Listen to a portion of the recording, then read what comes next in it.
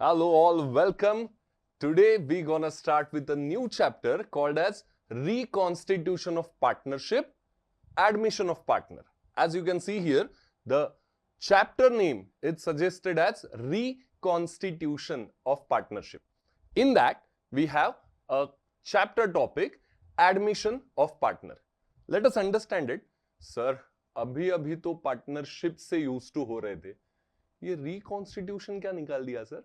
We'll see it once again, okay? So first we'll understand what is partnership, and then we're gonna understand what is reconstitution of partnership. So you all know there is an act in India for partnership. Which act is it? Superb. That is Indian Partnership Act 1932. As per that act, we have different sections in that act. So under section 4, we have a definition of partnership. Look at this. What is the definition?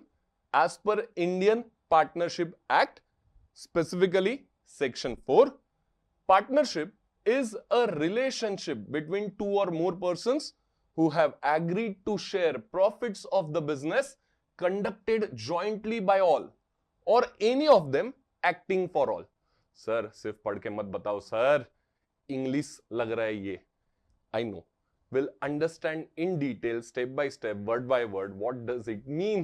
So partnership क्या है ये पहले समझ लेते हैं. Definition तो बोलता है पार्टनरशिप इज अ रिलेशनशिप. अभी कौन सा वाला रिलेशनशिप? पर्सनल रिलेशंस का बात ही नहीं हो रहा है, भाई बहन माँ बेटा कुछ नहीं. ये है professional relationship. Okay, it is a professional relationship between two और मोर पर्सन. अभी दो या उससे ज्यादा होने जरूरी है पार्टनरशिप में? मैं खुद से ही पार्टनरशिप करूँ क्या? आईने में देख के चल तू और मैं पार्टनर, ऐसा नहीं हो सकता. Minimum 2 people should be there. So ये देखते हैं वन बाय वन. ये देखो रिलेशनशिप क्या हो गया, ये कॉन्ट्रेक्चुअल रिलेशनशिप एज पार्टनर्स. कौन सा रिलेशन मैंने बोला था? It should be professional relation. Okay, now moving further, और क्या हम जान सकते हैं इसमें? तो ये देखो, there has to be agreement. ठीक है सर, अभी एग्रीमेंट कौन सा जानेंगे, धीरे धीरे सब बताऊंगा. So there has to be an agreement और a contract between partners, two और मोर पीपल. ठीक है, आगे हाईलाइटेड पॉइंट क्या है डेफिनेशन में? तो it should be sharing profits. ठीक है, earning profits and sharing it, और if loss sharing it in agreed ratio. ठीक है, यहां पे क्या बोला है? Sharing of profit. But obviously if nothing specifically differently mentioned in your contract, आपको लॉसेस भी तो बेयर करना ही पड़ेगा, वो भी शेयर करना ही पड़ेगा. राइट, ओके, मूविंग फर्दर, और क्या जान सकते हैं हम इसमें? बहुत इंपॉर्टेंट वर्ड है भाई और उनकी बहनों, ध्यान दो. जॉइंटली बाय ऑल और any of them acting for all. Business कैसा चलाएंगे?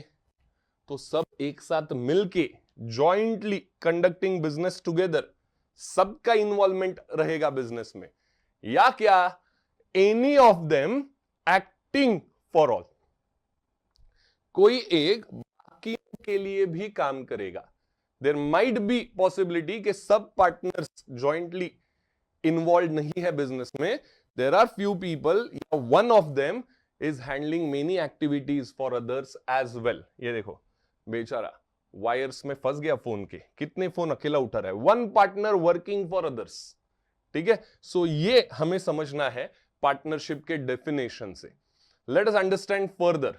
अभी ये देखो, what is reconstitution of partnership form? Partnership क्या है ये तो हमने डेफिनेशन समझ लिया. Now what is reconstitution? ये पहली बार वर्ड आ रहा है सर, हमें जरा ठीक से बताना. हाँ बताऊंगा, इसीलिए तो आया हूं.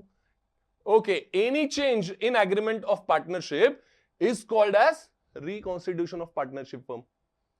सिंपल है कि नहीं? कोई भी चेंज अगर एग्रीमेंट में आया, कोई भी, अभी ये कौन से चेंज हो सकते हैं वो तो हमें देखना ही है, but any change in existing agreement of partnership, उसको बोलेंगे रिकॉन्स्टिट्यूशन. रिकॉन्स्टिट्यूट हुआ मतलब क्या? चेंजेस हुआ एग्रीमेंट में. ओके, नाउ ये देखो, पार्टनरशिप डीड बोला था. एग्रीमेंट को क्या बोलते हैं? If it is in writing it is called as partnership deed. ठीक है, तो ये पार्टनरशिप डीड में अगर कोई चेंज आता है तो उसको बोलेंगे reconstitution of partnership firm. Changes देखो, ये इनिशियल एग्रीमेंट था. देखो यहां पे नेम ऑफ पार्टनर क्या है? A and B. अभी क्या हो गया? C is admitted as a new partner, C नया पार्टनर बन के आया। तो अभी ए और बी का जो कॉन्ट्रैक्ट है, जो एग्रीमेंट है, वही चलेगा क्या? अरे कॉमन सेंस है, I know it is uncommon nowadays, क्या कॉमन सेंस, पर ठीक है, हमें अप्लाई करना है कि अगर सी नया पार्टनर आ रहा है तो फिर उसके लिए अलग से एग्रीमेंट बनाना पड़ेगा ए बी और सी का मिलके, करेक्ट। सो ये एग्रीमेंट का क्या करना पड़ेगा हमें?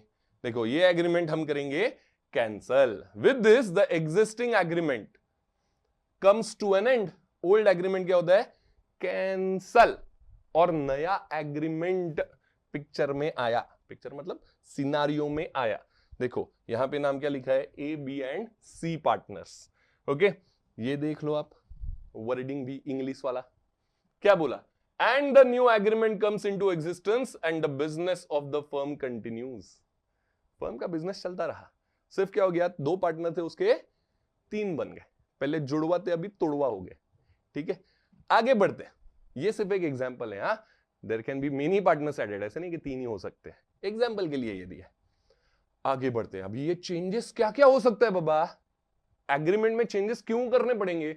वन ऑफ द रीजन तो हमने एग्जांपल में देखा, एडमिट हो गया नया पार्टनर तो चेंज करना पड़ेगा एग्रीमेंट, करेक्ट। दूसरा रीजन क्या? एग्जिस्टिंग में से कोई पार्टनर को रिटायर होना है। उल्टा लेते हैं, अभी ए बी और सी पार्टनर्स थे और उनमें से बी भाई साहब बोले अभी बहुत हो गया, थक गया मैं, अभी मैं रिटायर होना चाहता हूं। तो ए बी सी वाला जो एग्रीमेंट है वो अभी ए सी वाला करना पड़ेगा कि नहीं? बी अगर रिटायर हो रहा है, so there has to be reconstitution, death of partner. ऐसा ना हो किसी के साथ, बट अनफॉर्चुनेट इंसिडेंस अगर हो गया, डेथ ऑफ पार्टनर, तो रिटायरमेंट जैसा ही, डेथ में क्या है खाली, और रिटायरमेंट में घर पे। ठीक है, लेकिन चेंज एग्रीमेंट तो करना ही पड़ेगा वापस, ए बी और सी इनमें से कोई। तो फिर बचे हुए पार्टनर्स का रिवाइज्ड एग्रीमेंट बनाना पड़ेगा, मतलब चेंज हो गया कि नहीं एग्रीमेंट, तो इट इज रिकॉन्स्टिट्यूशन। ठीक है, इसके बाद change in profit sharing ratio of partners. पहले कोई और प्रॉफिट शेयरिंग रेशो था, ड्यू टू सम सर्कमस्टांसेस या ड्यू टू एक्सपीरियंस उनको ये रियलाइज हुआ कि नहीं नहीं, ये प्रॉफिट शेयरिंग रेशो नहीं रखना चाहिए, हमें चेंज करना चाहिए प्रॉफिट शेयरिंग रेशो। तो भी एग्रीमेंट में जो मेंशन्ड है वो पुराना वाला रेशो रहेगा, उसको चेंज करना है तो फिर नया एग्रीमेंट बनाना पड़ेगा। नया एग्रीमेंट मतलब क्या? रिकॉन्स्टिट्यूशन। ठीक है, और change in capital contribution of partners. Initially जो कैपिटल कंट्रीब्यूट किया था, एडिशनल कैपिटल ला रहे, एक अमाउंट डिसाइड करके कैपिटल ला रहे कि नहीं सबने इतना लाना है, तो चेंज इन कैपिटल कंट्रीब्यूशन हुआ तो भी it is treated as change in agreement, and change in agreement is treated as reconstitution. देखो इतने बार आपको रिकॉन्स्टिट्यूशन का याद दिलाऊंगा कि आप भूल ही नहीं पाओगे, ऐसा हैमर हो जाएगा दिमाग में। ठीक है, so these all are the reasons for reconstitution. Okay, now moving further, let us understand admission of partner, जो अपना चैप्टर टॉपिक है फिलहाल। रिकॉन्स्टिट्यूशन के बंच में आपके पास तीन चैप्टर टॉपिक है 12th स्टैंडर्ड में, एडमिशन, रिटायरमेंट, डेथ। उसमें से हम अभी किस पे फोकस करने वाले हैं? Admission of partner, correct. So let us understand about that also. हमने पार्टनरशिप क्या होता है देखा, रिकॉन्स्टिट्यूशन ऑफ पार्टनरशिप क्यों करना है, कैसे करना है, क्या होता है ये देखा, एडमिशन ऑफ पार्टनर देखते हैं। Late us understand. अभी मुझे पता है कि एडमिशन ऑफ पार्टनर बोल के भी आपको उसका मीनिंग तो समझ गया है, but accounting point of view से कुछ टर्म्स अगर आपको आया तो वो मुझे बताना पड़ेगा। इसके लिए बोले sir admission of partner, partner admit हुआ, हमें भी पता है। हाँ, आप तो स्मार्ट हो ही, लेकिन मैं आपको कुछ रह ना जाए ये देख रहा हूं। ठीक है, चलो, सिंस ये देखो दो पार्टनर डिस्कस कर रहे हैं, ऑफिस में डिस्कशन चल रहा है दोनों का। एक क्या बोलता है, since last 5 years, since last 5 years business is growing steadily, but unless it is expanded further survival is not possible। अच्छा जा रहा है बिजनेस मेरा, मतलब हमारा, लेकिन अगर हमने एक्सपांड नहीं किया तो आगे जाके सर्वाइवल मुश्किल है बाबा। ठीक है, स्टेडी तो जा रहा है लेकिन एक्सपांड करना चाहिए अभी हमें, this is the correct time. देखते हैं दूसरे भाई साहब इस पे क्या अपनी राय दे रहे। ये I know, but for further expansion we need more capital as well as someone to help us in management and sharing a risk। बात तो सही है कि मुझे भी पता है कि एक्सपांड करना है, लेकिन पैसा लगेगा ना उसके लिए, we will need more capital। और यही नहीं, पैसे से ही सब नहीं होता रे, अगर एक्सपांड करना है तो वो एक्सपांड किया हुआ देखने के लिए भी तो हमें हेल्प लगेगा, करेक्ट, और रिस्क भी तो शेयर होना चाहिए, करेक्ट। जो एक्सपांशन किया है, जितना बड़ा कारोबार उतना ज्यादा रिस्क, हाँ, वो सब मूवीज में सीरीज में रिस्क है तो इश्क है, ये सब ठीक है, लेकिन एक्चुअली जो रिस्क लेता है उसको पता है दर्द क्या है, ठीक है। सो वो रिस्क शेयर करने के लिए भी तो हमें कुछ लगेगा, राइट। सो ये अभी इनका डिस्कशन हो गया, तो बोलते अच्छा क्या किया जाए रे बाबा, फिर अभी ये सब पॉइंट्स आपने बोले बराबर है, एकदम बराबर है, व्हाट टू डू, तो देखते हैं। So we have following options, तुरंत इसने ऑप्शन निकाल लिए, आपके जो जो पॉइंट्स है ना उसके लिए ये ऑप्शन है, अभी उसमें से चूज करते म्यूचुअली। देखो पहला क्या, taking long term loan, long term loan ले लेते हैं बैंक से, कैपिटल का रिक्वायरमेंट है ना, पैसा चाहिए ना, इन शॉर्ट लोन ले लेते हैं ना लॉन्ग टर्म, अच्छा खासा अमाउंट ले लेते हैं बैंक से। अभी लोन ले लिया तो फिर क्या होगा, खाली पैसा मिलेगा, बाकी कुछ रिक्वायरमेंट फुलफिल होगा क्या, नहीं यार। फिर investing further capital of our own, loan नहीं लेना, लोन नहीं बाबा, लाइबिलिटी बढ़ता है, फिर इधर ऐसा थोड़ा हल्का सा एक दुखता है, लोन नहीं, खुद का ही पैसा डाल दिया तो थोड़ा और ज्यादा दुखेगा, है कि नहीं। तो खुद का पैसा डाल के भी पैसा आएगा, हेल्प होगा क्या, हेल्प मिलेगा क्या एक्स्ट्रा, नहीं, रिस्क शेयर होगा क्या एक्स्ट्रा, नहीं। तो ये दो ऑप्शन तो हो गए। तीसरा ऑप्शन क्या बोलते हैं, admitting a person as a partner. तीन ऑप्शन देख लो, एक लोन लेते हैं, एक खुद ही पैसा डालते हैं और कैपिटल, और तीसरा पार्टनर एडमिट कर दे। अभी आप बताओ, आपके तेज दिमाग से अगर आप इनके सिचुएशन में होते, कौन सा ऑप्शन आप सिलेक्ट करते रहे, बताओ बताओ। ऑब्वियसली ना, देखो लेट्स कंपेयर द ऑप्शंस, पहले ऑप्शन कंपेयर करके देखते हैं कि क्या क्या हो रहा है। टेकिंग अ लोन, जैसे मैंने ऑलरेडी बोल दिया आपको, a case no sharing of management and risk, पैसा मिलेगा लोन से, मैनेजमेंट में कुछ मदद नहीं होगा। बी जो केस है उसमें वापस क्या, ओन मनी इन्वेस्टेड, दस रिस्क विल इंक्रीज, उल्टा रिस्क बढ़ गया। बी ऑप्शन में कम करना है, हमें शेयर करना है, रिस्क डिवाइड करना है, ये तो बढ़ गया, खुद का ही पैसा और डाल दिया, थोड़ा ज्यादा दर्द होगा फिर इधर। And no help in management, हम ही दो है, हम ही दो को मैनेज करना पड़ेगा। तीसरा ऑप्शन देखते, तीसरा एडमिटिंग अ न्यू पार्टनर, एडिशनल कैपिटल मिलेगा, नया पार्टनर जैसे ही आएगा वो कैपिटल और देगा, मतलब कैपिटल का प्रॉब्लम सॉल्व हो गया, मेरा पैसा आ गया एक्स्ट्रा, मैनेजमेंट में हेल्प हो जाएगा, तीसरा पार्टनर आएगा कुछ तो काम करेगा, उसको हम दे देंगे कुछ काम, और रिस्क डिवाइड हो जाएगा। देखो sharing of risk at the cost of sharing profit, उसको प्रॉफिट का शेयर देंगे हम ना, तो उसको रिस्क भी तो लेना पड़ेगा, और लॉस हुआ तो वो भी तो बेयर करेगा, करेक्ट। सो सी ऑप्शन उन्हें लगता है कि करेक्ट है, एकदम परफेक्ट है अपने लिए। ये देख लो दोनों का discussion, I think C is better option, बहुत ही बढ़िया, दोनों अगर राजी तो क्या करेगा और कोई पाजी। Is the admission of new partner will increase the profitability of business? Will it give us additional benefit after giving share to new partner? बेचारे के क्वेश्चन खत्म ही नहीं हो रहे, बोलते हैं नहीं बिजनेस का मामला है, हाँ बिजनेस में भाई भाई का नहीं होता है, ये तो नया पार्टनर कौन आने वाला है पता नहीं, उसके वजह से बेनिफिट होगा कि नहीं बिजनेस। एकदम करेक्ट है ये बंदा, इसको रोतलू नहीं बोलने का, इसको स्मार्ट बोलने का, ये करेक्ट है, ये करेक्ट सोच रहा है, बिजनेस के लिए बेनिफिशियल है क्या, ऐसा एकदम से सडन डिसीजन नहीं लेना है, पूरा सोच समझ के डिसीजन लेना है। देखो क्या बोलते हैं, yes with expansion of business it is possible, expand हो गया बिजनेस तो प्रॉफिटेबिलिटी बढ़ेगा ही ना, एडिशनल बेनिफिट क्या मिलेगा, नया पार्टनर आने से हेल्प होगा, रिस्क शेयर होगा। So shall we admit a new partner, yes अभी दोनों राजी हो गए, एकदम फुल एंड फाइनल हो गया कि तीसरा पार्टनर एडमिट करना चाहिए। चलो बढ़िया है, डन बोल के मीटिंग खत्म, नया पार्टनर की तलाश शुरू। ओके ये देखो, meeting with proposed partner and explaining him the entire scheme of expansion. पहले दो ने मीटिंग करके ये डिसाइड फाइनल कर लिया कि नया पार्टनर चाहिए, फिर तीनों मिलके देखो प्रपोज्ड पार्टनर जो भी है उसको प्लान बता रहे अपना, प्लान क्या है, ठीक है। Present financial position and profitability, current financial position क्या है, प्रेजेंट फाइनेंशियल पोजीशन, और प्रॉफिटेबिलिटी कितना है, एस्टिमेटेड फाइनेंशियल पोजीशन और प्रॉफिटेबिलिटी आफ्टर एडमिशन क्या होगा, ये सब प्लान बना के बताना पड़ेगा। नया पार्टनर भी जो आएगा वो कुछ उम्मीद लेके आएगा ना कि मैं कौन से पार्टनरशिप में ऐड हो रहा हूं, क्या हो रहा है, बिजनेस क्या है, सब उसको बताना पड़ेगा। Now proposed partner is satisfied, full story चल रहा है पिक्चर का, ठीक है।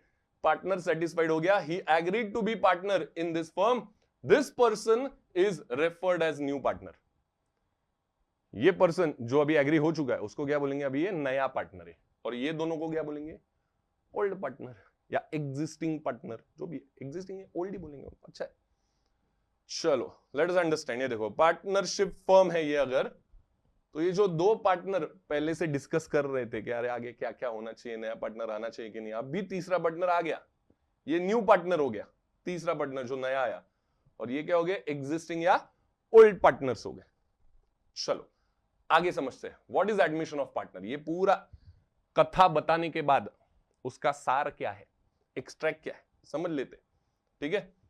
When a new person is admitted in an existing partnership, it is called as admission of partner. जो आपने स्टार्ट में सोचा था ना सर हमें इसका मीनिंग तो पता है सर, एडमिशन बोल के समझता है सर, वही आ गया देखो यहाँ पे।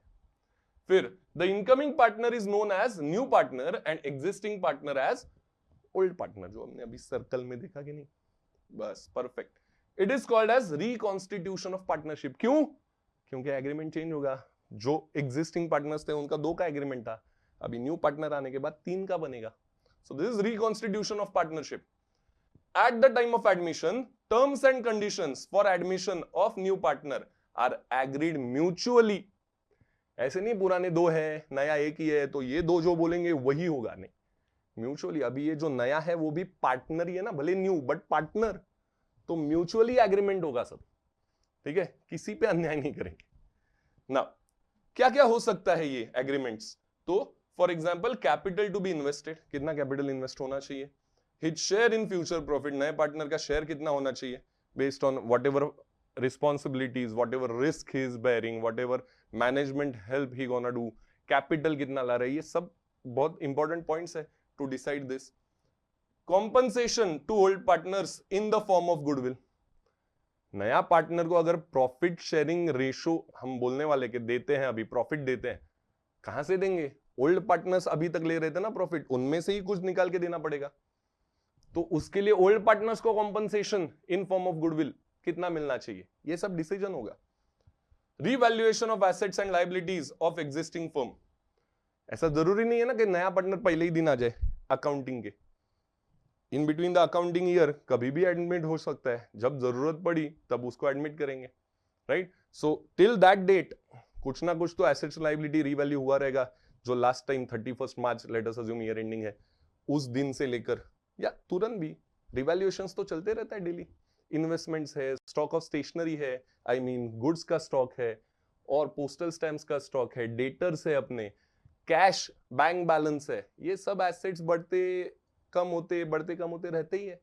तो वो जिस दिन आने वाला है नया partner, same for liabilities, creditors है, बिल्स पेएबल है, बैंक लोन हमने थोड़ा सा रीपे कर दिया रहेगा अगर compare to the last balance sheet का डेट, ठीक है।